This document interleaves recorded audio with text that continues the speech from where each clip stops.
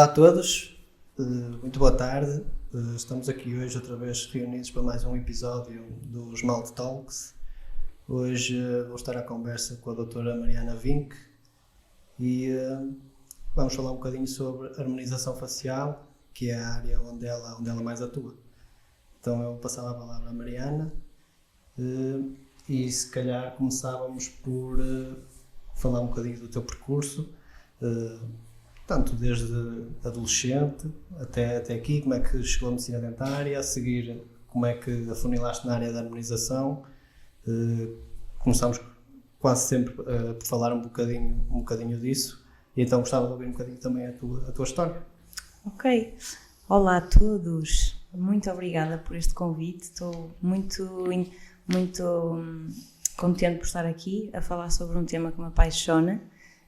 Realmente a harmonização teve um boom agora nestes últimos anos e realmente eu decidi investir bastante nesta área e atualmente é uma das áreas onde eu me foco mais. Começando um bocadinho com o meu percurso na medicina dentária, porque a harmonização faz parte da medicina dentária, não é uma área à parte.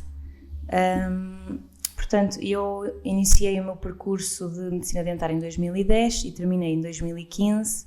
Sou formada pela Faculdade de Medicina Dentária do Porto. O meu background começou na oclusão e nos distúrbios temporomandibulares. Portanto, a minha tese de mestrado foi à volta do bruxismo e da apneia do sono. E acho que foi também aí que surgiu o meu interesse pela harmonização, porque havia aqui a necessidade de investir mais num tratamento de bruxismo diurno, que até hoje em dia já se fala muito na toxina, mas há um tempo atrás ainda era muito pouco falado. Então comecei nessa área da oclusão e como eu gostava muito da parte de estética, fiz uma pós-graduação de medicina estética, de dentisteria estética na Egas Muniz, portanto durante um ano e meio. A partir daí comecei então a minha prática clínica praticamente exclusiva na dentisteria estética e na oclusão e comecei a estudar esta área da harmonização que no Brasil já estava presente há muito tempo. A partir daí comecei realmente a notar que a harmonização ela está presente em praticamente todas as áreas da medicina dentária e ela é um complemento, então fez todo o sentido para mim começar a estudar um pouco sobre isso. Então iniciei primeiro o estudo na parte do bruxismo, ou seja, na terapêutica. E de seguida comecei a investir um pouco na estética e realmente começou a haver uma procura natural por parte dos pacientes e os pacientes têm confiança em nós, não é? No nosso dia-a-dia e nós estamos numa posição privilegiada também para sugerir alguns tratamentos. Então foi um bocadinho por aí que surgiu esta minha vontade de estudar a harmonização, surgiu naturalmente. Quer a parte estética, quer a parte da terapêutica. Então, hoje em dia eu complemento estas três áreas, ou seja, a dentisteria estética, a oclusão e a harmonização. E elas realmente relacionam-se intimamente em várias áreas que já podemos depois explorar um pouquinho mais à frente. Sim, lá está. Eu tinha pensado hoje em falarmos mais da harmonização do ponto de vista mais estético. E se calhar depois deixávamos a parte de disfunção e bruxismo para um outro momento, porque é outra... Pronto, é outro mundo. Exato, é mais outro mundo e acho que dá também para fazer quase só um podcast sobre esse tema e até para não confundir quem procura ouvir algo sobre harmonização, não estar a misturar as duas coisas e assim só quer ouvir sobre harmonização, vai ouvir este e depois se quiser ouvir-se mais sobre disfunção e bruxismo e tudo mais, ouve o outro. Até porque eu também já fiz um com um fisioterapeuta que atua mais na ATM e também falámos um bocadinho sobre isso. Mas claro que assim contextualizaste melhor como é que isso apareceu. Hoje, como eu estava a dizer há bocado, vai ser daqueles podcasts e daquelas conversas em que eu também vou aprender bastante, porque é uma área que eu basicamente não tenho quase conhecimento nenhum, tenho um conhecimento, digamos que quase leigo, quase o mesmo que o paciente tem em relação ao que é que se pode fazer, quando se pode fazer, como é que é feito. Então, podias resumir mais ou menos quais são a maior parte das terapias que acabas por fazer, estéticas, em que zonas da face, como é que isso é feito. Eu sei que é muita coisa, mas tentar se calhar falar das mais óbvias. Exato. Ok, então a harmonização orofacial, como o nome indica, ela é um conjunto de tratamentos que visa equilibrar a face tanto esteticamente como terapeuticamente ou da saúde. E os tratamentos principais que englobam esta área é a aplicação da toxina botulínica, o conhecido Botox, o preenchimento com ácido hialurónico, que é utilizado, por exemplo, para preencher os lábios, preencher a maçã do rosto, preencher a olheira, fazer a rinomodulação, etc. Já vamos falar um pouco mais à frente. E os bioestimuladores de colagênio. Pronto, estes são assim os 3 principais tratamentos, mas depois existe também os fios de PDO, os fios tensores e toda uma aparatologia que agora está a surgir, que eu acho que será o futuro aqui da harmonização orofacial. Ou seja, esses 3 é tudo injetáveis. É tudo injetáveis, exatamente. Okay. Porque existe sempre essa dúvida, que é, as pessoas associam sempre os lábios a Botox, mas nem sempre é o Botox. Não, é raro, ou seja, tu para preencheres os lábios não vais utilizar o Botox. O Botox ele é apenas ele atua no músculo, ou seja, ele é um relaxante muscular e ele é para suavizar as rugas dinâmicas da face. Não te vai causar nenhum preenchimento nem nenhum volume. Ao contrário do ácido hialurónico, que é um gel e, portanto, ao ser injetado por baixo da pele ou no lábio, vai criar um volume. Mas já foi usado e deixou de ser, ou nunca foi? Nunca foi. Tem sido só para tentar perceber de onde é que surgiu essa ideia de que quando se vê alguém ponto que vê-se que mexeu nos lábios, que levou alguma coisa, as pessoas pensam logo em Botox. Em Botox, mas é um conceito errado. Não sei, sinceramente não percebo como é que surgiu, é um mito. O Botox não é mesmo para ser usado para preencher, ele pode ser usado no lábio para relaxar o músculo do lábio, o orbicular, mas não vai criar um volume, ou seja, é só em situações muito específicas, por exemplo, sorriso gengival, pois é isso que eu estava a pensar. Para relaxar aqui o músculo orbicular e os levantadores do lábio, quando a pessoa realmente dispõe uma quantidade grande de gengiva. Agora, para criar um volume e um preenchimento, sim, é o preenchimento com ácido hialurónico. Ok. E esses... Estavas a dizer que depois também existem os fios de sustentação, não é? Os fios tensores e os fios de PDO. Eles têm finalidades diferentes. Os fios tensores vão tracionar a pele para trás, para criar um mini efeito lifting, e os fios de PDO para estímulo de colagênio. Por exemplo, em pessoas que não podem fazer bioestimuladores ou alguém que não queira utilizar injetáveis, é um complemento. Portanto, mas é colocado como? Aquilo vai por baixo da epiderme? Aquilo vai ser colocado a nível da derme. Ok. E portanto, tu como médico dentista tens que ter um estudo mais aprofundado da anatomia para conseguires perceber onde é que vais colocar o fio. Ok. Mas isto é tudo um mundo e não há um tratamento isolado. Sim, estás a tocar mais de forma generalista, não é? Para as pessoas perceberem que terapêuticas podem utilizar. E no teu dia-a-dia, quais é que... o que é que os pacientes procuram mais? Então é assim, o número 1 assim, de procura de tratamentos de harmonização é a toxina botulínica, sem dúvida. Porquê? Porque é um tratamento super seguro, já está mais que estudado e os resultados são super previsíveis, então é aquele tratamento que fazemos mais. Eu pessoalmente cada vez mais faço o tratamento do sorriso gengival, é algo que tenho bastante procura na minha consulta. Mas lá está, nunca faço só apenas a toxina. Por exemplo, em sorrisos gengivais muito severos, há sempre a necessidade de utilizar o preenchimento com ácido hialurónico também, senão não vai ficar um bom resultado. Então pode haver sempre a necessidade de um complemento. E na primeira consulta isso é tudo avaliado. Portanto, eu na primeira consulta a paciente vai apresentar as suas fragilidades, é uma consulta em que há uma conversa familiar, a pessoa vai apresentar as suas queixas e eu elaboro um plano de tratamento completo e faço as minhas sugestões com base na parte cronológica, no tempo, não é? qual é que é o ponto número 1, qual é que é o ponto número 2, e também com uma continuidade, ou seja, isto é algo que é reversível. Estamos a falar de tratamentos reversíveis, portanto, para a pessoa manter, tem que haver uma continuidade, ok? Pelo menos uma vez por ano tem que haver aqui uma continuidade destes tratamentos para manter. E isso depende de algum tipo de hábito do paciente ou algumas características individuais de cada paciente? Sim, sem dúvida.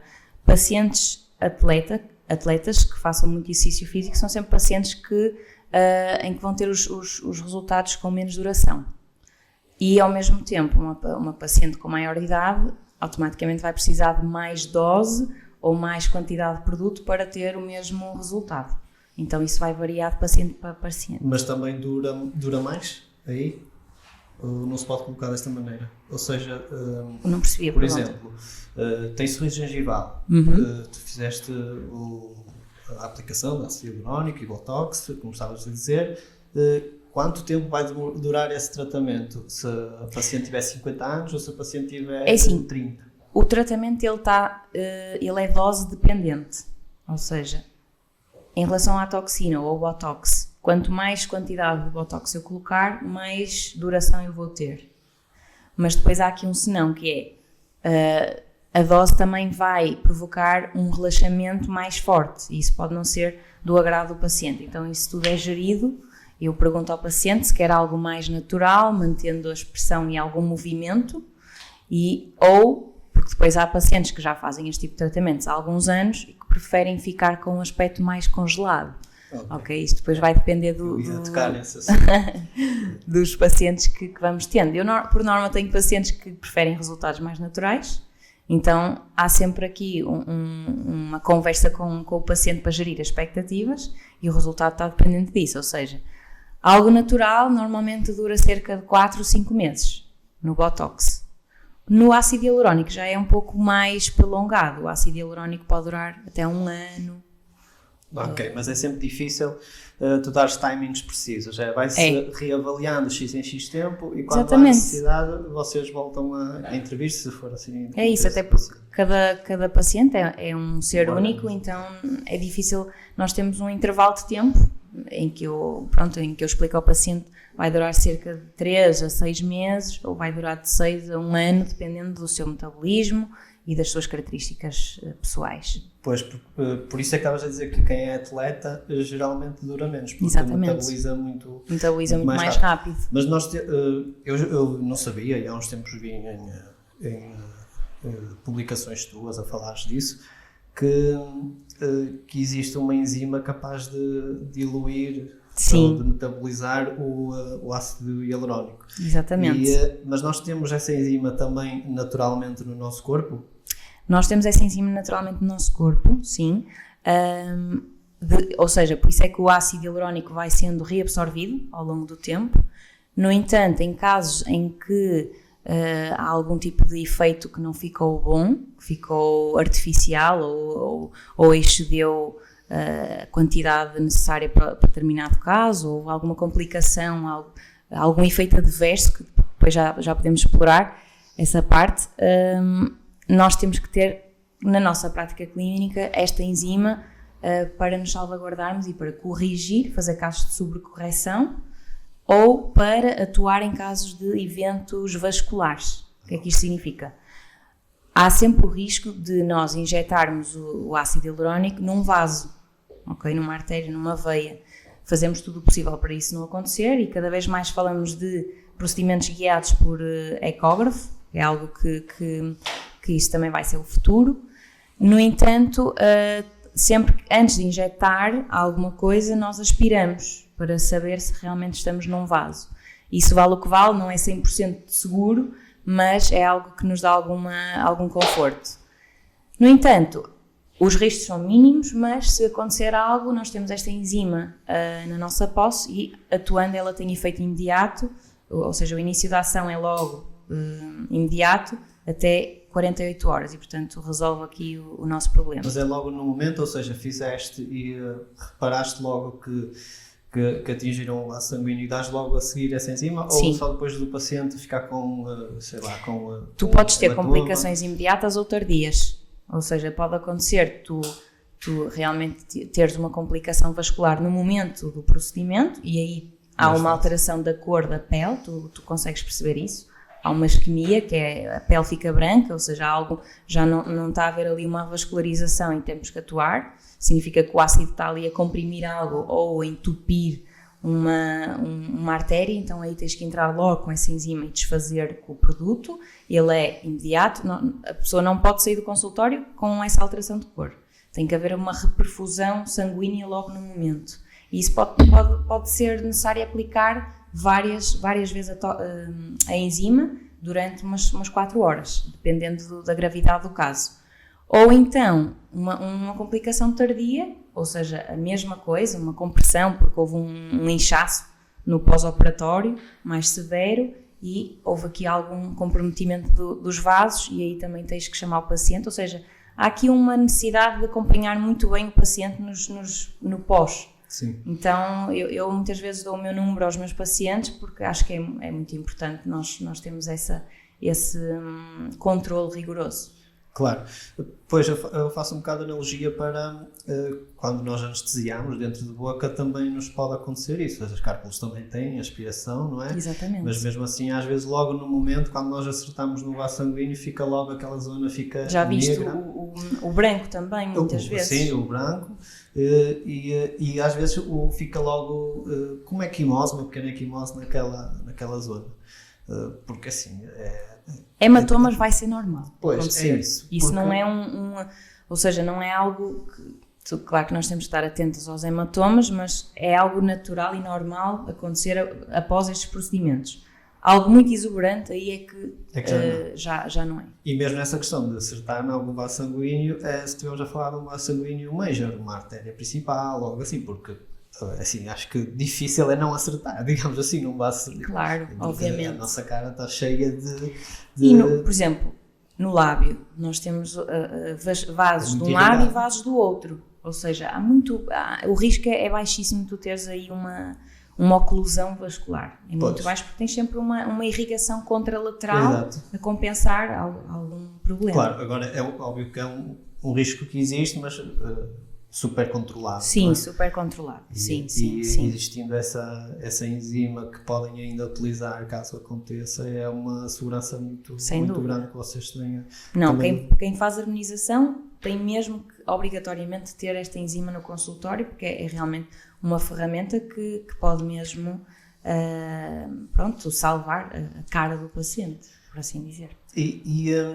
Imaginando que o paciente fez, correu tudo bem, mas ele não gostou do resultado. Ele pode simplesmente dizer assim, pronto, vou esperar 1 ano e daqui a 1 ano estou igual, ou isso não é tão linear quanto isso?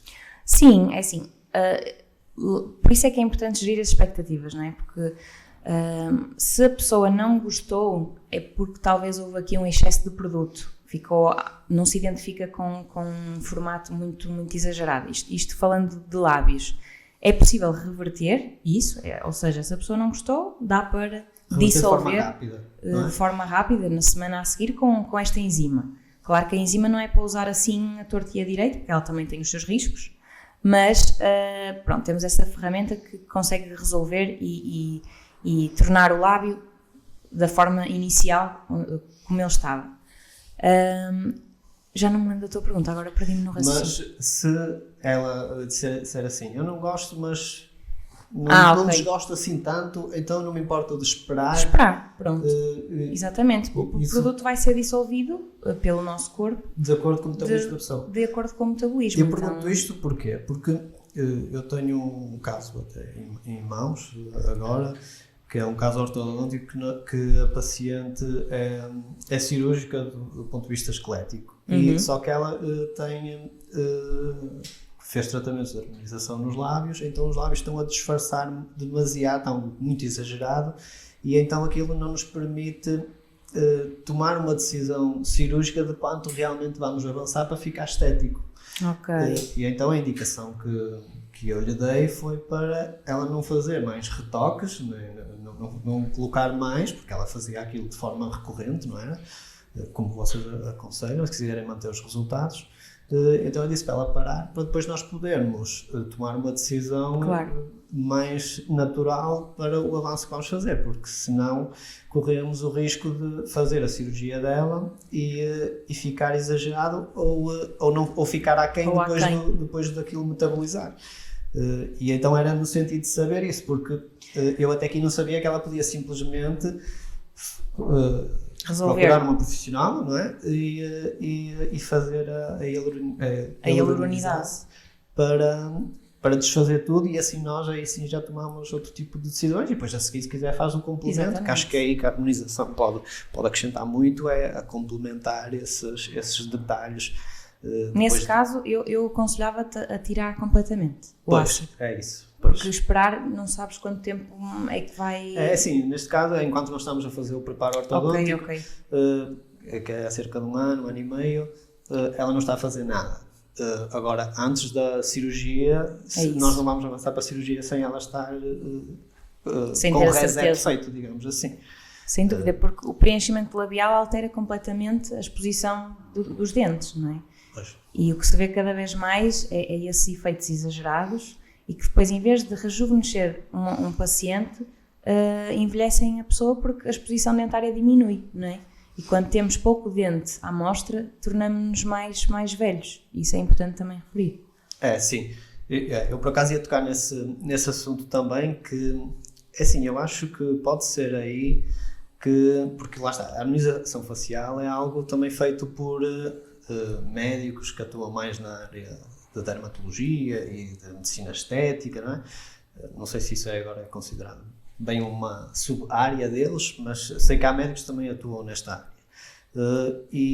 Comparativamente com os médicos dentistas como tu, que atuam nesta área, eu acho que os médicos não têm tanto este ponto de vista de, por exemplo, este detalhe de exposição dentária. Exatamente. Ou seja, não olham para dentro da boca, só olham para a parte da pele, das rugas. Exatamente. Ou seja, acrescentam muito o ponto de vista dermatológico, mas este ponto de vista do sorriso acabam por não acrescentar. Alguns, claro. Mas eu acho que aí o médico dentista estar ele a fazer este tipo de procedimentos acrescenta muito, até porque ele tem a capacidade primeiro de avaliar a parte funcional a oclusão daquela pessoa, a parte dentária daquela pessoa, e depois parte de dentro para fora. Exatamente. Tu tocaste aí num assunto muito importante, que é, nós como dentistas temos o privilégio de estar numa posição em que começamos de dentro para fora, lá está, e acho que só faz sentido assim. E lá está, nós sabendo toda a parte oral, não é? Tudo isso vai condicionar a moldura do sorriso, não é? E nós devemos sempre começar a harmonização orofacial. E antes de continuar, a harmonização orofacial está mesmo dentro da medicina dentária e é uma competência da medicina dentária. A medicina estética é algo que é à parte, ou seja, a medicina estética são os médicos de outras especialidades, a dermatologia, cirurgião plástico ou Exato. Outras especialidades fazem medicina estética. O dentista faz a harmonização orofacial, porque nós começamos na boca sempre, e isso não pode ser esquecido. Então nós olhamos sempre para a parte da cavidade oral, percebemos se há alguma falha dentária, porque isso vai ter repercussões a nível da face, a nível das rugas do bigode chinês, ou alguma uma bochecha mais encovada. Tudo começa na boca, então primeiro devemos tratar a parte oral, a reabilitação, olhar bem e fazer um plano de tratamento oral, e só depois então tratar e harmonizar a face, que é a moldura do sorriso. Que é os tecidos moles, digamos assim. Os tecidos moles, exatamente. Porque, sim, agora estou a pensar mesmo, a altura do terço inferior da face está dependente da forma como os dentes estão relacionados, ou se faltam dentes, Exatamente. Ou se têm dentes com muito desgaste e tudo mais. E o estar a mexer nos lábios, na bochecha, no que for, de um paciente que por dentro faltam dentes em posterior, tem os dentes completamente desgastados, assim, não faz sentido nenhum. É um bocado meter o pó para baixo do tapete e dizer que a sala está limpa, porque eu acho que primeiro tem que sempre olhar para a parte da função e ver onde é que a função otimizada vai trazer mais estética, e depois, se pudermos dar um retoque, aí sim... Exatamente, complementar o tratamento dentário com alguns toques, alguns preenchimentos que possam rejuvenescer a face do paciente como um todo, não é? Nós temos conceitos que um médico não tem na parte oral, não é?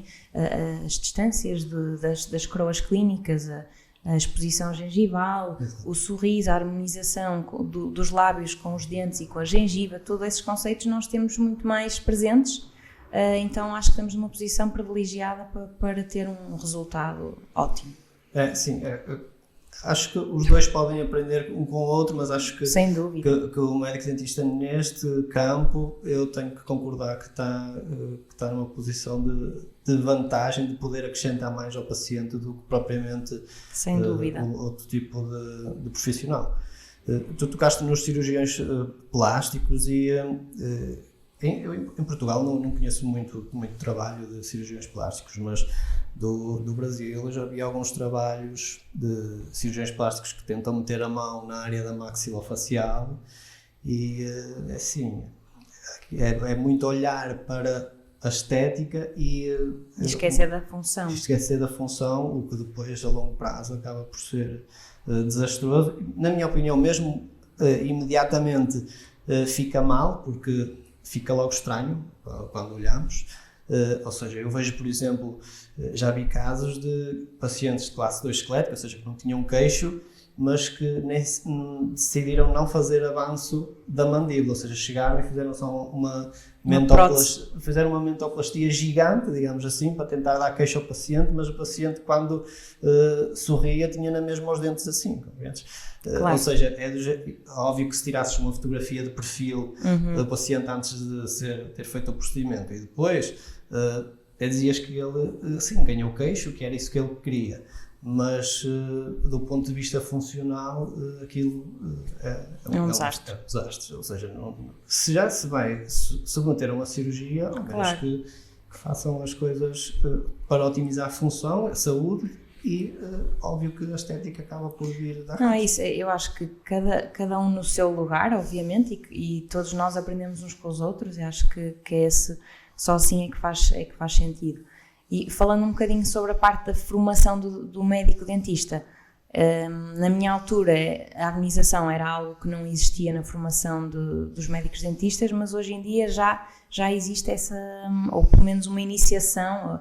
Eu acho que é importante todos os médicos dentistas, mesmo que não queiram atuar na harmonização, que tenham informação sobre isso. Claro, exatamente. E depois atuar ou não... Por isso é que estás aqui a conversar comigo. Exatamente, porque é extremamente importante haver o complemento de todas as áreas. Sim, quantas mais ferramentas nós tivermos para preencher as necessidades dos nossos pacientes, isso é sempre E o paciente está cada vez mais informado, não é? Sim, completamente. A harmonização é algo que está muito na moda, então o próprio paciente vai querer saber algo mais dos médicos dentistas e eles têm que estar preparados para responder. Sim, não é? Sim, não de forma ou para técnica, encaminhar. mas para encaminhar, sim, ou dar uma opinião se é totalmente descabido ou desmistificar sempre qualquer coisa que surge sempre quando os pacientes já procuram alguma coisa. Às vezes há alguns mitos assim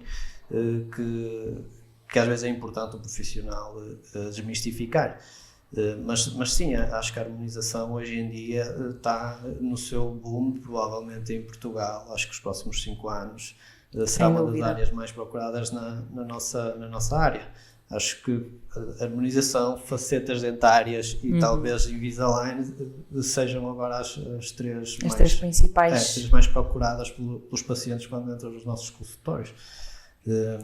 Mas tu estavas a falar de formação, estavas a dizer, ou seja, na universidade já existe uma cadeira que fala... Pelo menos uma aula, eu sei, já me disseram que na Fernando Pessoa já existe uma aula de harmonização. Não sei se realmente há mais aulas ou não, mas pelo menos já se começa a falar nas faculdades e é um ótimo sinal.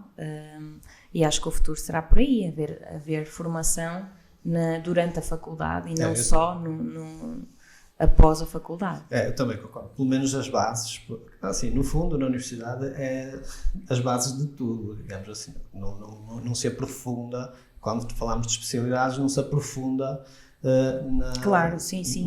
na nossa formação. É só Exatamente. depois a seguir acabarmos o curso é que vamos aprofundando em cada uma delas. E eu já haver alguma informação ali para as pessoas perceberem se pode ser uma área que até queiram aprofundar mais e seguir, eu acho que é bom. Mesmo sendo algo, lá está, relativamente recente, não é? Que entrou em Portugal, se calhar menos de 10 anos. Sim. Eu acho muito bom as faculdades já terem aberto os olhos para isso e já estarem a integrar.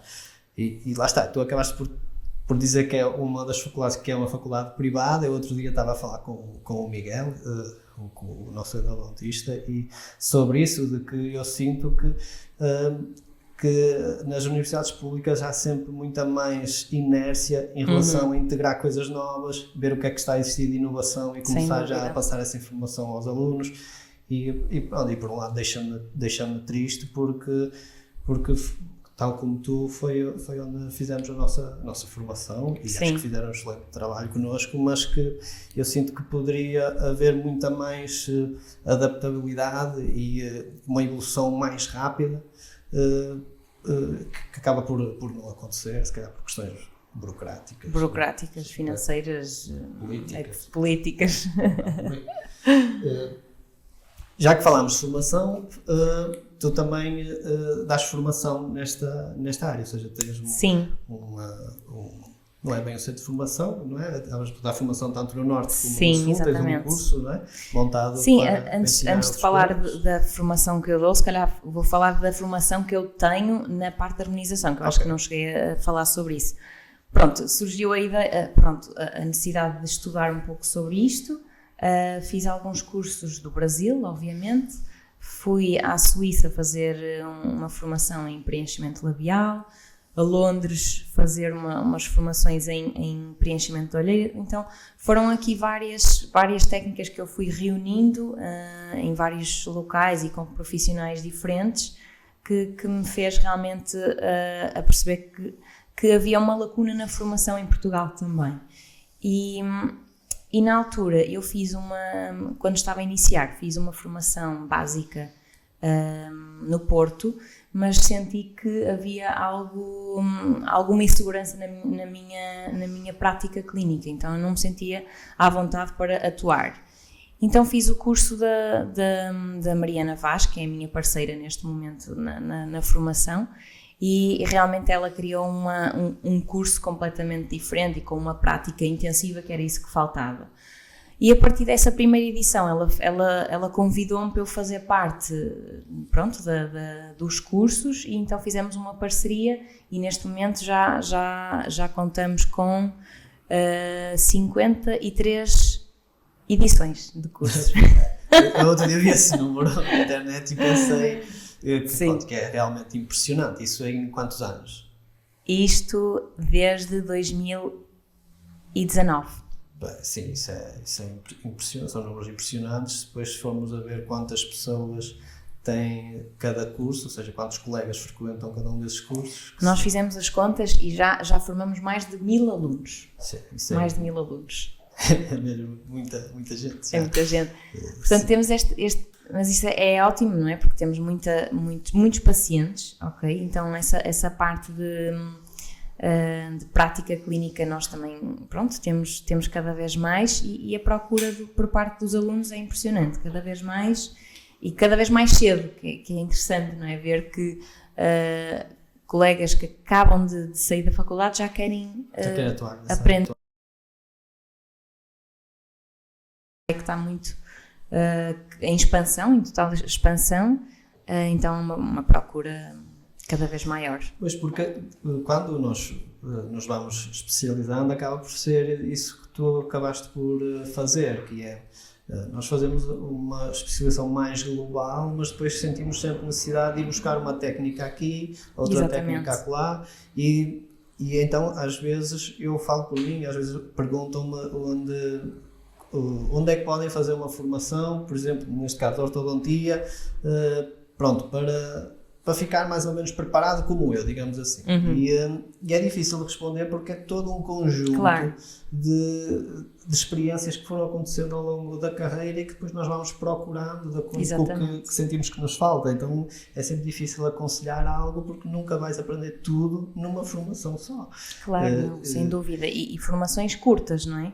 Pois, isto é todo um conjunto de cursos, formações de leitura, livros, cursos online, tudo isso vai ser importante. E não é só com uma formação que nós vamos conseguir atuar em nenhuma área, não é? Claro. Então isto é todo um percurso que nós temos que ter paciência e dedicação e confiança. E nunca parar, sem dúvida. Acaba por nunca se separar, porque sem está sempre dúvida. a surgir novas tecnologias, novas técnicas.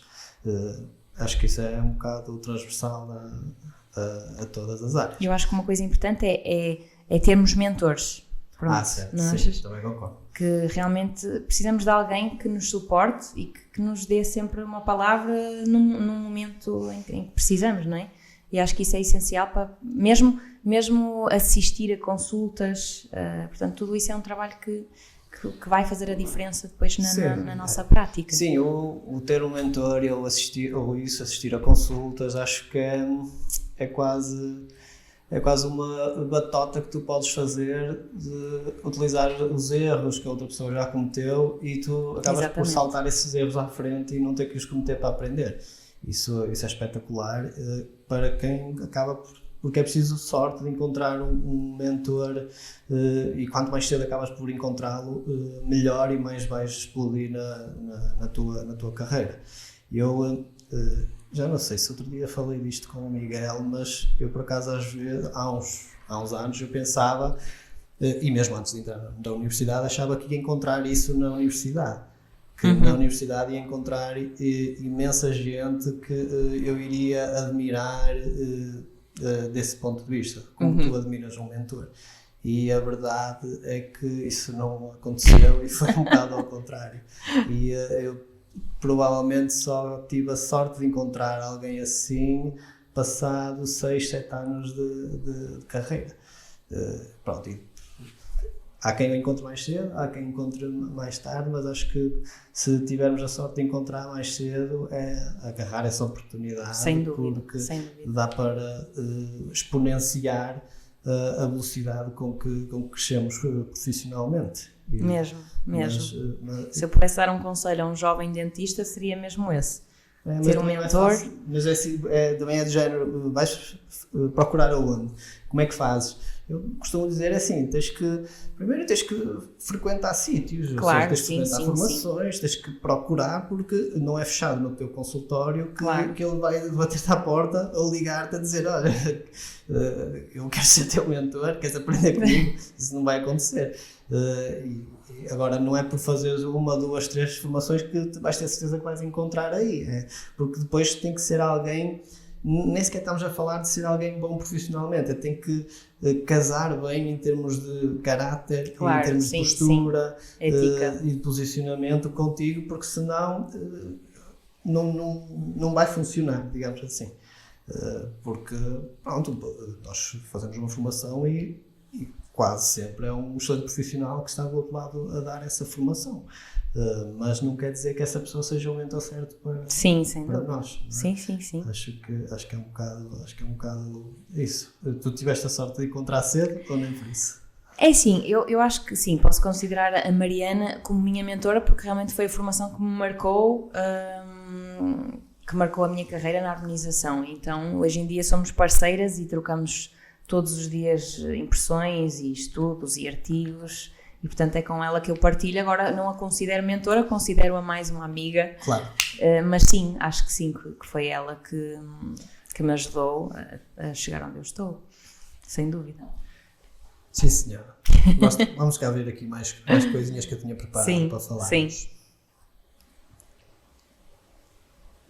Em relação a...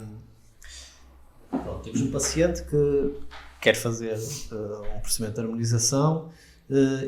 Existe alguma coisa que ele possa ter, alguma condição de saúde ou alguma medicação que ele faça, alguma coisa assim que que o pode limitar de fazer esse procedimento? Ou seja, quais são as contraindicações? Assim, sim, existem contraindicações, são muito semelhantes à nossa prática de medicina dentária. Ou seja, quando vamos fazer uma cirurgia, temos que olhar para as mesmas condições do paciente, medicação, que possa afinar o sangue, que faça com que tenha mais probabilidade de nódulas negras, hematomas, etc. Doenças autoimunes não controladas são contraindicações também. Gravidez e amamentação também, portanto não fazemos nenhum procedimento em lactantes e grávidas. Eu sei, não é? Exato. Mais coisas.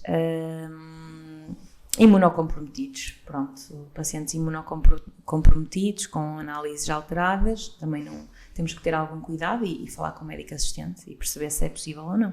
Mas acaba por não ser uma contraindicação não é total, absoluta, não é absoluta, é avançar relativa. Com mais cuidado e recolher um bocado mais de informação. Sim, acaba por sim. ser mais...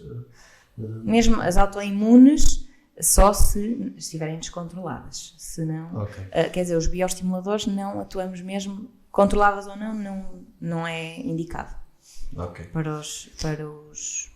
E em relação a nós há bocado falávamos de que os pacientes já procuram, já têm muita informação quando chegam à consulta em relação à harmonização. Que mitos é que tu vês que existem por aí na internet e que acabam por ser difundidos e que tu tens que desconstruir quase sempre? Então, normalmente as pacientes têm sempre muito receio dos efeitos artificiais. Então, acham que uma seringa de ácido hialurónico vai causar algo muito drástico. E não. 1 ml de ácido hialurónico é algo muito subtil que nunca vai, a não ser que seja colocado todo nos lábios, aí sim tem um efeito mais pronunciado em algumas pessoas, não em todas, mas regra geral em toda a face, por exemplo, a nível da maçã do rosto, 1 ml vai ser pouco, ok? Então não é algo que vai ser sempre subtil.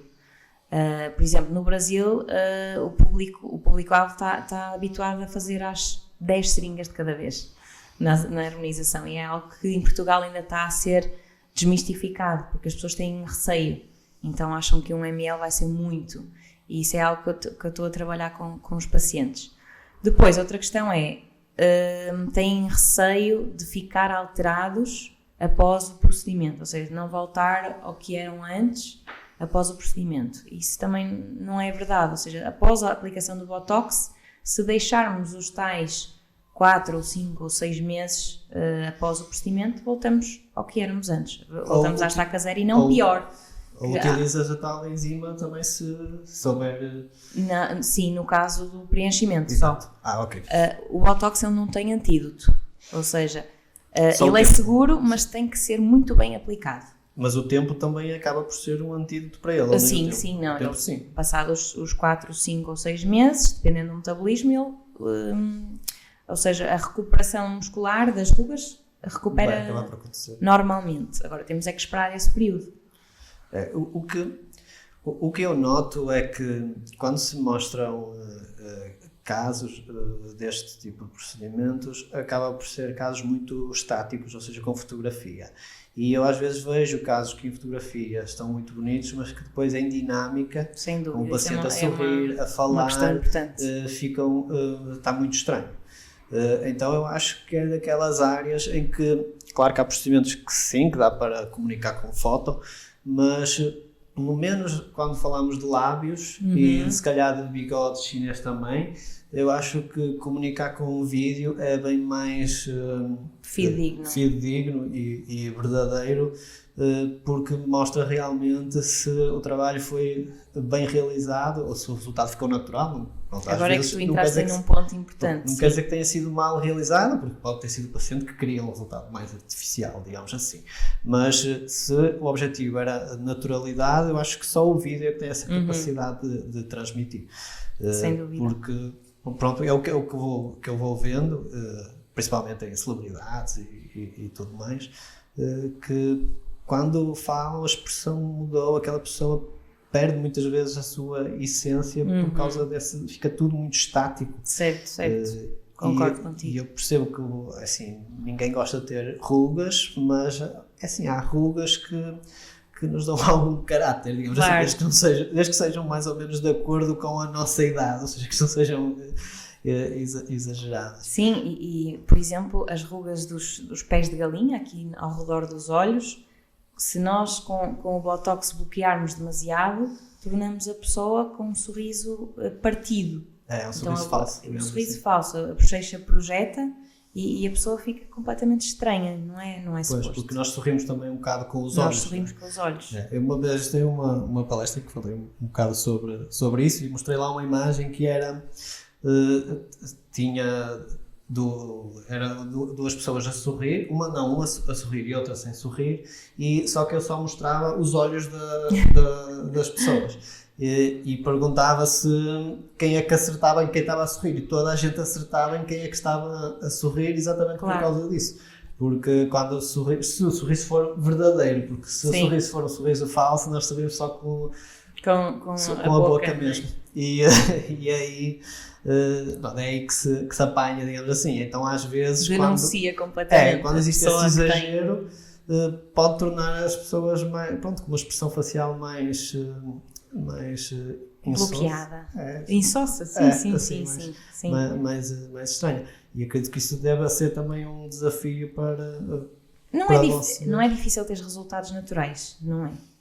Ou seja, tu não podes ter tudo, não é? Não podes resolver rugas e ter, ou seja, a ideia do Botox, na minha opinião, é suavizar rugas, não é tirá-las, ok? Porque para tu tirares tens que realmente colocar muita dose e isso vai tornar a pessoa paralisada e artificial.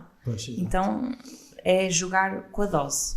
Porque o que a cirurgia plástica faz ou fazia, agora se calhar a cirurgia plástica já usa também muito este tipo de terapêuticas, mas de antes eles utilizavam aqueles liftings, não é? Basicamente era esticar, não é? É assim, uma coisa não impede a outra. Quando tu tens uma extrema flacidez da face, não é o Botox que vai fazer alguma coisa na pele, porque a pele já está super quebrada e tem flacidez e o Botox não vai fazer nada nessa pele, percebes? Então aí é mesmo casos cirúrgicos e às vezes acontece não dar para fazer Botox, porque vai ficar pior. Já é tarde demais. Já é tarde demais. Porque sim. Vocês às vezes fazem coisas preventivas, não é? Ao longo do tempo, para a pele se manter com vivacidade, não é? E com elasticidade. Quanto mais cedo fizeres a aplicação de Botox, mais vais prevenir a ruga estática. É quase tipo um antídoto contra o envelhecimento, não é? Exatamente. Se for feito ao longo do tempo, de forma estruturada e programada. E se alguém não tiver objetivos estéticos, com que idade é que tu achas que faz sentido a pessoa apostar na prevenção? Apostar na prevenção, ou depende um bocado também. É difícil de dizer números, idades, porque as pessoas têm envelhecimentos diferentes, não é? Há pessoas com 20 anos que já têm rugas muito marcadas e há pessoas com 25 que não têm rugas. Então, depende, mas regra geral, a partir dos 20 já se começa a pensar em Botox preventivo. Depois depende também muito, se calhar a gente que apanha mais sol, não é? Que sem dúvida. Estilos de vida, solários, esquece. Pessoas que fazem solário são as primeiras a precisar de Botox porque já têm a pele muito com perda de brilho, com muita mancha, com muita ruga fina. Então são peles que vão precisar primeiro de eliminar o solário completamente e apostar mais cedo em tratamentos preventivos. Se bem que vocês depois complementam isso também com pomadas e... Sim, a parte da skincare é outra área também que faz sentido nós estudarmos para sabermos aconselhar, porque tudo isso vai ter impacto no resultado final, não é? Da textura da pele. Não podemos pensar só nos músculos, nos preenchimentos, temos que pensar também na parte da textura da pele. E aí entra a skincare, com várias substâncias importantes para rejuvenescimento, como a vitamina C, o retinol, etc. Mas também depois existem, por exemplo, tratamentos de textura de pele, como o microagulhamento, com ácido hialurónico livre, ou com plasma, ou seja, nós removemos, tiramos sangue ao paciente e utilizamos o plasma para estimular o colagênio da pele. E tudo isso vai ser importante também para melhorarmos a qualidade superficial da pele. Isso vai estar incluído no plano. Só que lá está, só que isso depois, isso não é vendido apenas em farmácias, não é? Ou seja, o paciente pode também... o que eu quero puxar a conversa é no sentido de saber se há produtos no mercado que podem não ser os mais indicados ou até às vezes perigosos os pacientes acabarem por aplicar porque a influencer disse ou porque a prima colocou e nela resultou ou porque na farmácia aconselharam ou no supermercado aconselharam. Sim, é bom eles terem alguém que os guie nesse sentido, não é? E perceber que há coisas que nem valem a pena investir, não é? Então muitas vezes eles utilizam cremes que não estão a fazer nada e que não são indicados para o tipo de pele. E nós como dentistas também temos a obrigação de estudar um pouco sobre isso, porque não é uma área que nós aprendemos de base. Sim. É algo que temos que estudar para saber aconselhar. Porque muitas vezes, lá está, eles compram produtos, sei lá, na internet que encomendam porque, lá está, como tu disseste, porque a prima ou porque a influencer coloca e não são indicados para o tipo de pele. Então, deve haver não coloca, atenção. A influencer diz que coloca. A influencer só mostra. Mas isso é um sim, bocado como dúvida. as pastas de dentes, não é? As pastas de dentes e LX e tudo mais, assim, nós sabemos que existem coisas boas, existem coisas más, existem coisas que usar ou não usar é a mesma coisa. Claro. Só que está disponível para qualquer pessoa comprar e às vezes as pessoas tomam decisões não tão fundamentadas ou sem sequer aconselharem-se com o seu médico dentista e às vezes acontecem algumas situações mais graves. Eu lembro-me de quando, agora acho que já está a passar um bocado de moda, que era aquelas pastas de carvão ativado para branquear. Isso houve assim um boom na internet de modas em relação a isso e que eu lembro-me que cheguei a receber alguns pacientes com sensibilidades extremas por causa desse tipo de produtos e era no sentido de saber se existia aqui também algo assim deste género, mas mais em vez de ser aplicado aos dentes era, digamos assim, na pele. Sim, existem sempre produtos falsificados, mas é assim, de regra geral não é assim, não há nada que me chama assim a atenção de repente.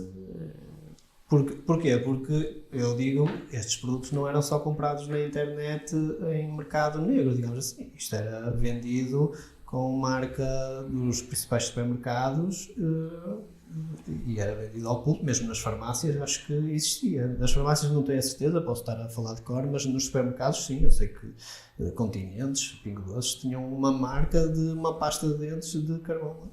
Sim. Ativado, sem isso ser sequer estudado. Sim, é verdade. Não sei se o Infarmed também tem que regular as pastas de dentes ou não, mas se tem, nesse caso, acho que não fez o seu trabalho.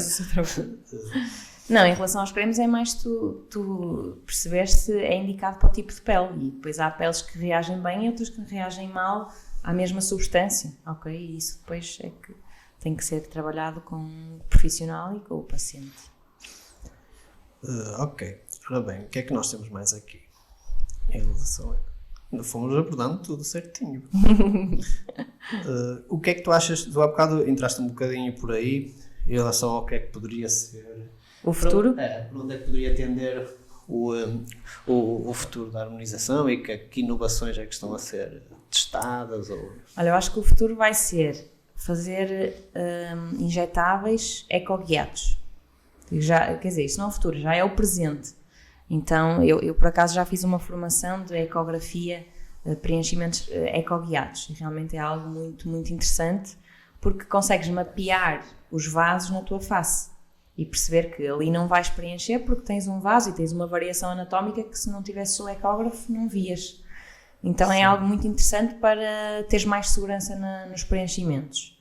Depois, para além disso, eu acho que toda a aparatologia que os dermatologistas usam, eu acho que nós dentistas vamos começar a explorar um pouco esse campo dos lasers, sim. das máquinas para estímulo de colagênio, tudo isto são investimentos grandes, não é? Então começa a fazer sentido quando a pessoa está na área há alguns anos. E eu acho que será um bocadinho por aí, o complemento dos injetáveis com a aparatologia que também vai melhorar. Porque não é qualquer tipo de laser. Outro dia eu estava a falar contigo em relação porque eu estava a pensar em comprar um laser para a clínica, mas queria, tendo em conta que existe tanta coisa no mercado, com vários tipos de lasers, com vários tipos de intensidade e de comprimentos de onda, eu fico assim um bocado perdido em relação a se aquilo vai ter realmente uma aplicabilidade que justifique o investimento. E chegamos à conclusão que aquele laser em específico ia ser muito limitado onde íamos poder utilizá-lo, não é? Sim. Porque para comprar tecnologia para a clínica eu queria que ela pudesse ser aplicada em várias áreas, claro, no maior número de áreas possíveis, para justificar realmente. Porque é um bocado como quando surgiram os scanners, parece-me que tu estás sempre naquela expectativa de quando é que a tecnologia já evoluiu o suficiente e já baixou para um preço acessível, justo, digamos assim, ou que faça sentido o investimento, para tu entrares nela. E houve uma altura que com os scanners era um bocado isso, eram extremamente caros, e depois tu ias ver o benefício que iam trazer e ainda não estavam assim tão evoluídos que justificasse adquirir um. Hoje em dia já não é, o preço já baixou consideravelmente e está mais ou menos estagnado no mesmo valor, mas a utilização já é quase global em quase tudo o que fazemos, já estão muito otimizados, muito mais rápidos, qualidade de imagem muito melhor. E nos lasers, parece-me que os lasers que realmente acrescentam algo ao dia-a-dia e que são aplicáveis em quase todas as situações e todas as áreas ainda estão assim em preços exorbitantes, astronómicos. Que só megas estruturas é que têm a possibilidade de o comprar, mas mesmo essas têm, mas eu acredito que até irem buscar o investimento vão passar anos e anos, ou seja, fazem o investimento quase para serem early birds e não para uma decisão realmente económica, custo-benefício e custo-retorno. Sem dúvida. Porque tu falaste-me que existe aquele termoformer, não é? Ultraformer. eu esse também eu vejo muitas vezes, que eu sigo algumas pessoas desta área e esse aí eu vejo que realmente é algo que traz benefícios a longo prazo, não é algo também imediato. É preventivo Também é preventivo, sim. É algo que é minimamente invasivo, então para pessoas que não querem injetar, não querem utilizar os injetáveis, os preenchedores, optam por uma solução menos invasiva, que é Ultraformer, e consegue estimular o colagênio, melhorar a flacidez. Esse não é só na cara, ou seja, esse acaba por... Esse pode ser usado no corpo. Sim. Pois é isso, sim. Lá está, já abrange. Aí sim, já foge um bocado o nosso... Sim. A nossa área. Em relação à parte do ecógrafo, eu vejo, principalmente o que eu falo com fisioterapeutas, que assim, isso para eles já é algo que eles já fazem há uns anos, então eu não entendo como é que na medicina dentária só agora é que se está a acordar para isso, porque um ecógrafo não é do tamanho de que as pessoas estão a pensar, por exemplo, quando vão fazer uma ecografia de gravidez, não é daquele tamanho, não é aquela aparatologia toda que mostram lá, isso é um ecógrafo muito específico que utilizam naquela área. O ecógrafo que, por exemplo, que utiliza um fisioterapeuta quando vai fazer uma infiltração numa articulação ou tudo mais, é um equipamentozinho assim deste tamanho, portátil. Exato, que depois aquilo projeta ou para um computador ou para um mini ecrã e muito não é nada por aí além. Não. Comparativamente àquilo que eu acho que acrescenta e à segurança que te dá nos procedimentos, acho que faz todo sentido. Eu também... E mesmo não só para preenchimentos, mas também depois no tratamento da TEA. Tu estás a tentar puxar a conversa aí, mas isso aí vai ficar para outro episódio, porque tem muita coisa aí. Pronto, e aí depois eu também vou falar da parte da ortodontia junto com isso, e esse episódio já é algo que já eu gosto mais já é um tema que eu gosto mais de abordar. Eu outro dia, por acaso, vi um vídeo, agora por causa desta questão toda da inteligência artificial e tudo mais, acredito que isso muito provavelmente vai dar para aplicar na área da medicina dentária, que era com aqueles óculos que agora a Apple lançou, do Apple Vision e tudo mais, o cirurgião, neste caso, iam fazer uma cirurgia cerebral e eles, o TAC do paciente, quando o médico colocava os óculos, ele, ao olhar para o crânio do paciente, ele conseguia ver, aquilo fazia quase como faz os filtros de Instagram, ou seja, que põe-te, por exemplo, com os óculos, ou com um bigode, ou com um chapéu, aquilo fazia um match entre a estrutura real que ele estava a ver do crânio do paciente e a imagem que ele já tinha feito do TAC dele. Então, ou seja, ele conseguia, basicamente, com os óculos, retirar camadas, por exemplo, conseguia tirar a pele, a seguir conseguia tirar a parte óssea e ver o que estava por baixo, impressionante mesmo. Então, claro que estás a falar de evolução há 5 anos, não é? Sim. E aqui já estamos a falar de um espaço de tempo, se calhar. Maior. Acredito maior, se bem que às vezes a rapidez com que tudo evolui até me assusta um bocado, assim, por sentir que às vezes é muito difícil acompanhar. Sem dúvida. Mas eu acho que pode ser que realmente seja assim uma coisa bem mais fora da caixa no futuro, do tipo nós colocarmos ver as camadas da face, não é? E nós isso aí é que era um sonho. O paciente fazer os exames todos e depois esses exames fazem matches em direto, à mesma medida que ele se mexe e tudo mais, os exames acompanham tudo, porque ele arranja pontos em comum e faz um merge, e isso aí sim, era uma revolução. Uma revolução e super, isso dá um conforto e uma segurança completamente ao profissional em relação àquilo que está a fazer, impressionante, porque se hoje em dia, por exemplo, nós colocamos um implante, fazemos um TAC, mas analisamos o TAC e depois vamos para a boca do paciente e aí é que vamos encontrar aquilo que vimos. Exato. Mas o estar realmente a ver em direto é quase como se tivesse visão raio-x, quase. Mesmo tipo X-Men. Eu acho que acho que esse dia vai chegar, vai chegar porque eu já vi um vídeo um cirurgião a fazer isso dessa forma. Só que lá está, talvez ainda só investiram em áreas como neurocirurgia e tudo mais, que são bem mais sensíveis e requerem outro tipo de investimentos e se calhar aí compensa investir nessa tecnologia. Mais coisinhas que tu achas que devíamos abordar aqui. Já vamos em 1h30, não? 1h e pico e 5. Eu tenho aqui... Tens aí mais alguma pergunta? Tenho. A questão dos... Assim, já fomos falando um bocadinho, mas é algo que começa a ser cada vez mais recorrente na medicina dentária. Pelos vistos, neste caso vocês, acho que têm aí uma ferramenta espetacular que é essa enzima, que é a questão dos retratamentos nesta área.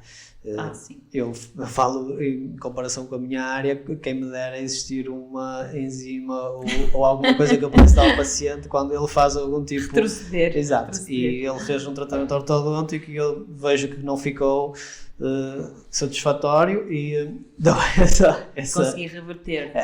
Isso era fantástico. Assim, a enzima é espetacular porque realmente consegue corrigir e eliminar todo o ácido, mas tem algumas limitações.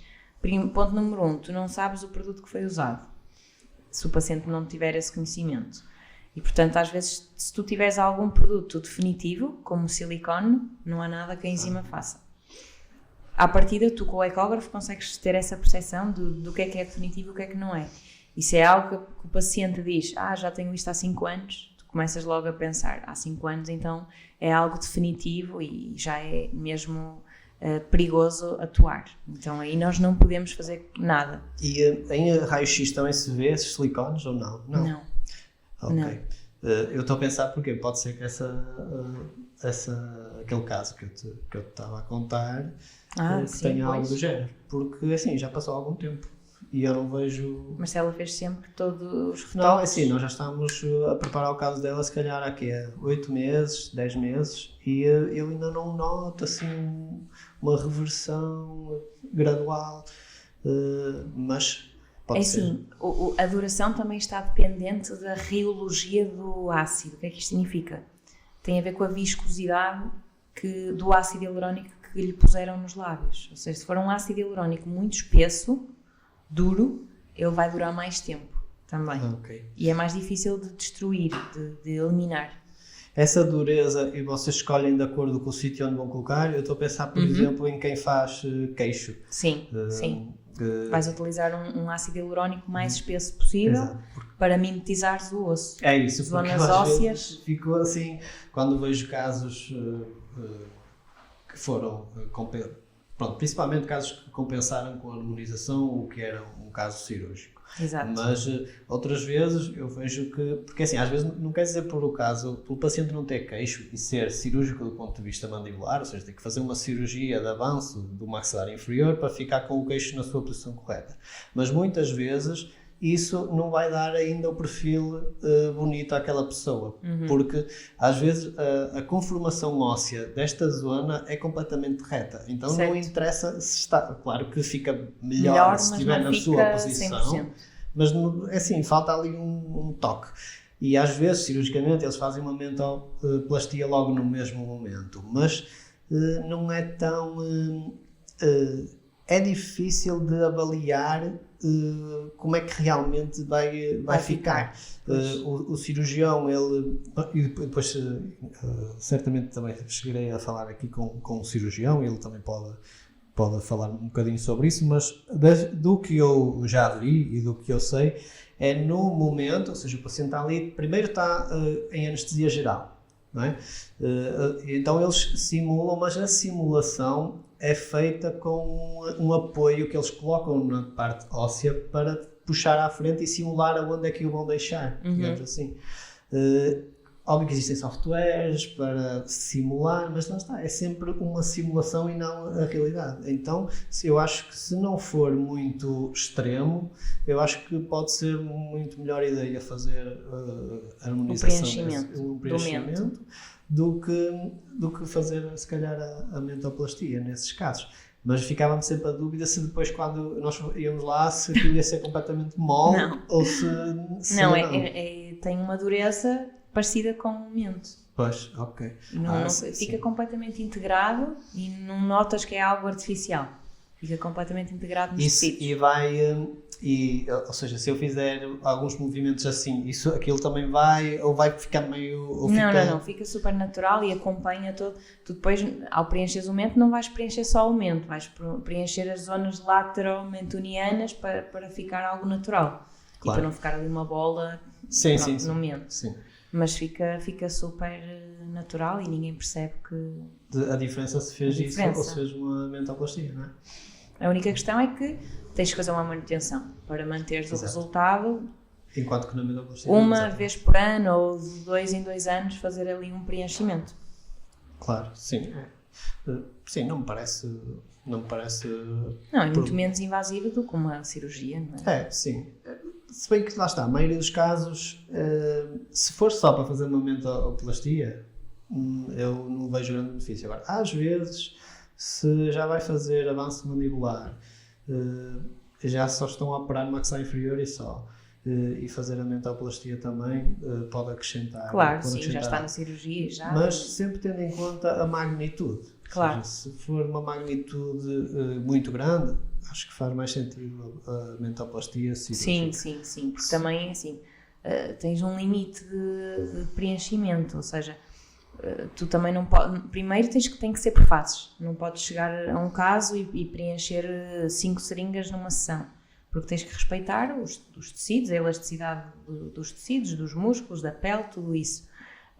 E depois, lá está, também, se tu precisas de mais do que 6 seringas, se calhar tens que ponderar algo mais definitivo, não é? Pois. Então, é um bocadinho, eu acho que preenchimento do mento faz sentido em casos menos severos.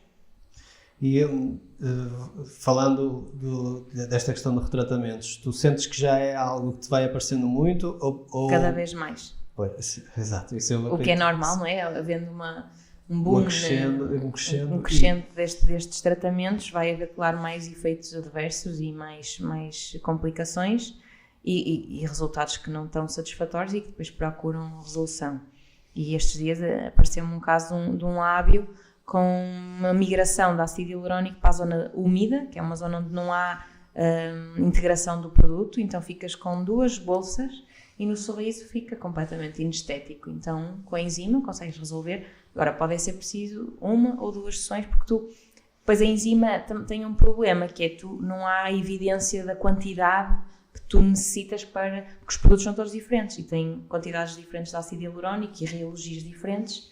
Então, tu tens uma base, mas tens um intervalo de concentração de enzima e experimentas e vês se resolve. Andando. E vais vendo. Às vezes precisas de 2 sessões. Isso é. E lembras quando nós te integramos na equipa, essa foi sempre. Porque eu tenho sempre a tendência para querer protocolar mais ou menos tudo, em termos de processos. Pronto, para as coisas estarem organizadas e estarem o mínimo dependentes de mim. E neste caso eu tentei protocolar ou arranjar mais ou menos um protocolo mesmo para as assistentes e para a recepcionista, para toda a gente estar mais ou menos informada de que forma orientar os pacientes que procurassem os serviços de harmonização. E uma das coisas que a mim me deixa sempre desconfortável é não conseguir dizer mais ou menos exatamente tipo, quanto é que vai precisar, quantas sessões vai precisar. Isso é o mais difícil. Depois. Na nossa prática é perceber quantas seringas vai precisar para ter o... Porque os pacientes perguntam essas coisas, não é? Ou seja, antes sequer de visitarem o profissional, às vezes eles querem alguma informação prévia. Nós também não temos muito, por política da ala, do tipo, quero fazer tratamento ortodôntico, quanto tempo vai demorar. Exato. Nós também não conseguimos dar essa previsão sem estudar o caso, como é óbvio. Mas depois de estudar o caso eu consigo com bastante precisão dizê-lo, mais ou menos, se tudo ocorrer como foi planeado. Mas aqui neste caso há muitas variáveis individuais que então é sempre um bocado vamos fazer e vamos reavaliar e depois se precisar damos um retoque, não é? É mais, exatamente, é um bocadinho nessa base, porque tu estás dependente da resposta do organismo. Então, às vezes, em 2 pacientes diferentes, a mesma quantidade vai fazer resultados completamente diferentes. Pois, não é tão linear assim. Não é uma área tão previsível nesse sentido de consegues dar uma estimativa, por exemplo, em relação a quantidades de seringas, nas determinadas áreas da face consegues dar uma estimativa de quantidades, mas não é muito... Claro, foi isso que fizemos, não é? Foi mais ou menos isso que fizemos, mas isto pronto, também um bocado para as pessoas que nos ouvem e que procuram este tipo de serviço entenderem que o melhor sempre é ir ouvir, porque a informação que vai tirar de ouvir o profissional que já olhou para o caso dela é sempre muito maior do que aquela que dá para passar ao telefone, ou por e-mail, ou na internet. É sempre muito redutor o que se consegue passar. Cada caso é um caso e a pessoa vai ter um plano de tratamento completamente diferente da amiga, não é? Mas em relação às quantidades, que é algo que realmente as pessoas nos pedem muito, por exemplo, o lábio ele pode levar meia seringa, pode levar 1 ou pode levar 2. Vai depender do tecido, se é um tecido flácido que já foi volumoso no passado e que perdeu gordura, ou um lábio muito fino com um músculo muito forte, às vezes uma seringa é demasiado, então vai depender de muitas variáveis. Por exemplo, a olheira é algo que é muito delicado, uma seringa é demais, então normalmente meia seringa. Uma maçã do rosto pode levar 1, 2 ou 3 ou 4, dependendo do objetivo. O mento, 2 no mínimo para veres algo, 3 ou 4 para teres um efeito mais pronunciado. O contorno mandibular também é uma zona que exige muita quantidade de produto, no mínimo 2 seringas de cada lado. Então isto vai sempre ser diferente de paciente para paciente. Então é algo que nós não podemos... Quando nos perguntam o valor, quanto é um preenchimento labial? Não dá para dar esse valor, porque temos que avaliar primeiro o tipo de lábio, o tipo de ácido que eu vou utilizar. Vai ser diferente numa paciente com um tecido flácido e numa paciente com um tecido completamente rígido. Então todas essas variáveis têm eu acho que assim, o valor que tem que ser passado ao telefone, aos pacientes, seja para este tipo de procedimento, seja para outro qualquer, é a avaliação. Qual é que vai ser o valor para ser avaliado, para conhecer o ponto de vista do profissional, a opinião do profissional. Pronto, e só depois, a partir daí, é que é possível nós passarmos mais informação, porque senão, de outra forma, nem sequer estávamos a ser profissionais com o paciente. Eu costumo tentar-lhes fazer ver desta forma, se eu lhe passar informações sem olhar para si realmente, eu não estou a ser profissional para consigo, e você está-me a procurar por eu ser profissional, então isso não faz logo sentido à partida. Agora, é normal as pessoas tentarem obter informação de preço, porque é algo que importa, não é? Mas não é de todo o mais importante. E se estamos a falar do tema retratamentos, acho que ainda é mais evidente que não é de todo o mais importante. Tu falaste dessa situação das olheiras, ou seja, vocês vão comentar uma situação estética das olheiras. No entanto, muitas vezes as olheiras, ou quase sempre, digamos assim, há quem tenha uma questão anatómica, não é? E que tem mais olheiras derivado disso, mas há muitas vezes uma situação da questão respiratória, e tu que falaste também da parte da apneia e tudo mais, apesar de já fugir do que estamos aqui a falar, mas é normal alguém que respira mal ter mais olheiras. Existe mesmo uma característica específica de quem respira muito pela boca e tudo mais, Exatamente. ter sempre mais olheiras e um olhar mais cansado. Tu notas que muitas vezes quem procura esta situação das olheiras, tu acabas por desconstruir e a perceber que existe um problema mais profundo e que às vezes até precisa de encaminhar. Regra geral, quem tem olheiras é quem tem um sono comprometido, ponto. Então, se a pessoa conseguisse dormir melhor, iria melhorar muito a sua condição.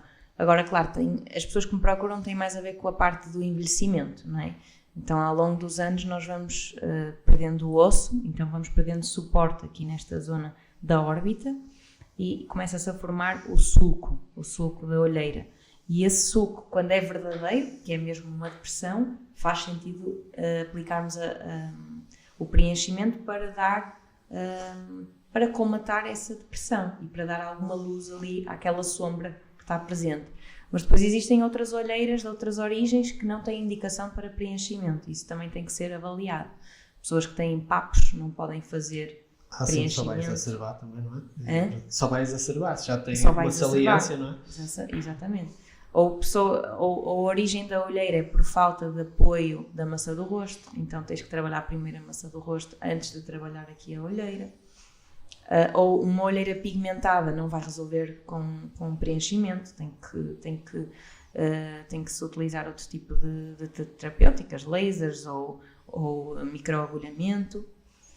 Então há toda aqui uma variabilidade na olheira que não é tão linear. Pois, depois, lá está, dependendo de em que zona da face vocês vão atuar, acabam por ter que conjugar com a causa, não é? Sim, para fazer sentido o tratamento, tem sempre que tentar desconstruir a causa, pelo menos para o paciente estar alertado de que aquilo não é realmente a solução exatamente. Da situação dele, ou às vezes com o ácido tu vais resolver a depressão.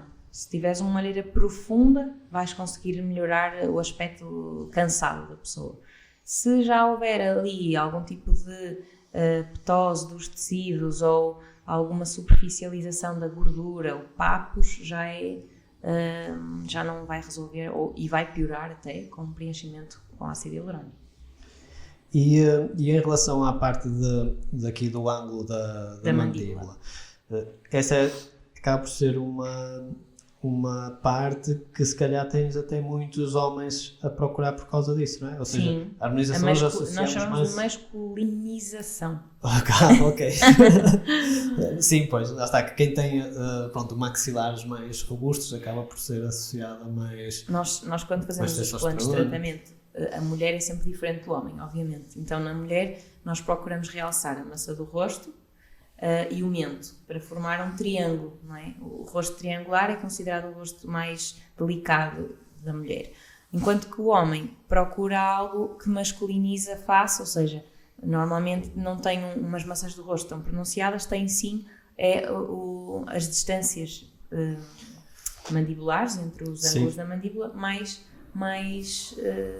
mais aberta, mais abertas. Então, muitas vezes, faz sentido preenchermos o ângulo e definirmos mais para realçarmos essa característica. E tu dirias que proporção é que, ou seja, nós associamos sempre mais a harmonização e isso eu apostava aqui que seria mais uma área que são as mulheres. Sem dúvida que são mais as mulheres, mas os homens já estão a tender para... Estão a atender aqui cada vez mais à procura de prevenção também, de rugas, e depois sim algumas melhorias em alguns pontos da face, como na mandíbula, no mento, na correção do nariz também, naquelas curvinhas do nariz. Ou na testa também, não é? As rugas de expressão da testa. Portanto, o homem já nos procura imenso e cada vez mais. Que também quer estar ao mesmo nível da... Exato. Eu acho que hoje em dia, estamos numa era muito de imagem e isso já é transversal, já não são só as mulheres que procuram isso e lá está, e nisso o Brasil também está sempre um bocado mais à frente. Nós já notamos, por exemplo, que no Brasil, se fizermos a analogia para o exercício físico, lá já... Sim, está sim, completamente difundido na sociedade e mesmo a parte dentária, de estética dentária e tudo mais.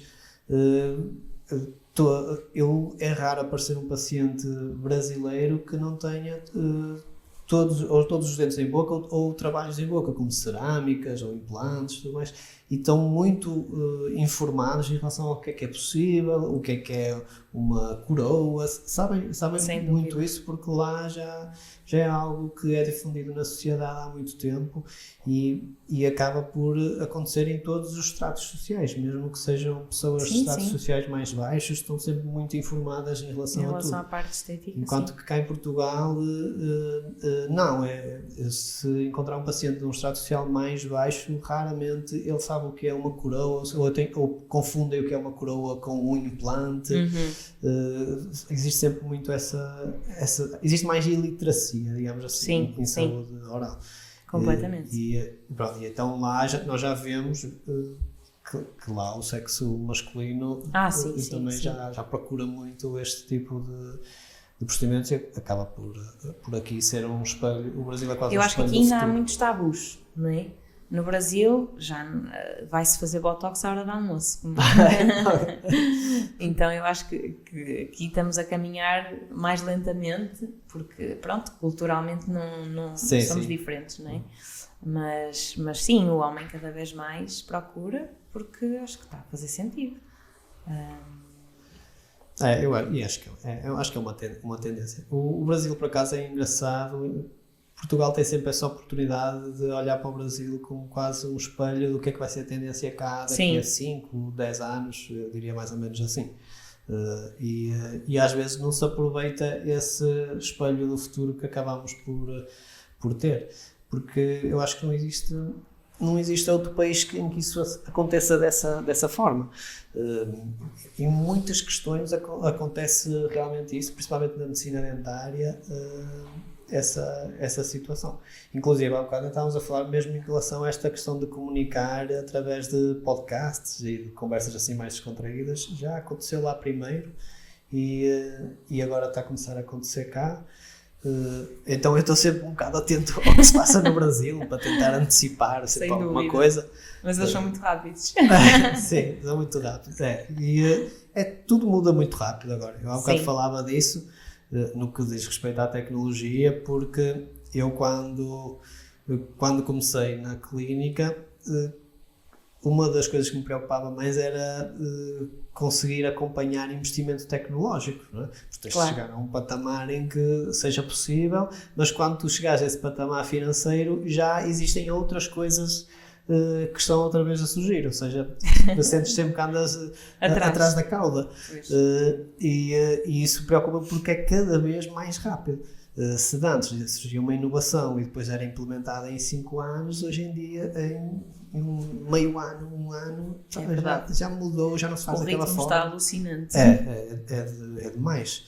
E isso por acaso é uma das coisas que me preocupa, porque eu sinto que não consigo estar sempre a par de tudo. Sinto que é um bocado de responsabilidade, nossa responsabilidade, estar a par do que é que está a surgir, o que é que está a ser feito, o que é que está a ser testado, mas eu hoje em dia, e cada vez mais, sinto realmente dificuldade em... Mas sentes tu e toda a gente, acredito. Pois. Eu também. Pois, lá está. Sinto sempre que há muita coisa para fazer para evoluir no caminho, mas isso acaba por ser bom. Sim, é bom, faz parte. Mas, assim, o ser muito rápido, por um lado...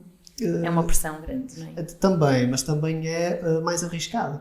Ou seja, o facto das tecnologias serem introduzidas e técnicas serem introduzidas de forma mais lenta, claro, faz com que exista o teste do tempo que é feito e vai filtrando. Enquanto que quando são mais rápidas, tem que haver uma taxa de eficácia bem mais alta também, porque fica mais arriscado, não é? Porque quando nós fazemos uma coisa, às vezes tem que vir o tempo dizer se aquilo era o mais correto, não é? Sem dúvida. Não há nada como o tempo para filtrar.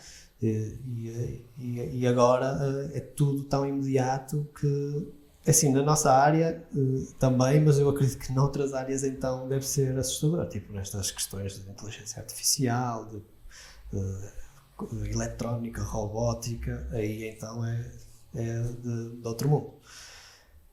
Pronto, Mariana, eu acho que falámos um bocadinho sobre tudo, já deu acho que sim, já deu pelo menos já estou mais confortável a falar sobre a harmonização. Já aprendeste aqui algumas coisas sim, hoje. Acredito que o pessoal que vai ver também, mesmo alguns pacientes que estejam interessados em fazer este tipo de procedimentos, acho que abordamos o principal que eles precisam de saber antes de irem para a consulta.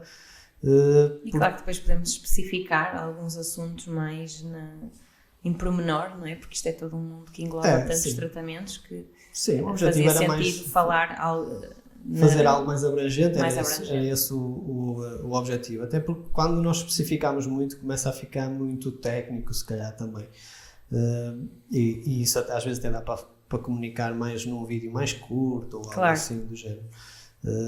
Portanto, é isso. Daqui a uns tempos, acho que agora tu vais ao Brasil, não é?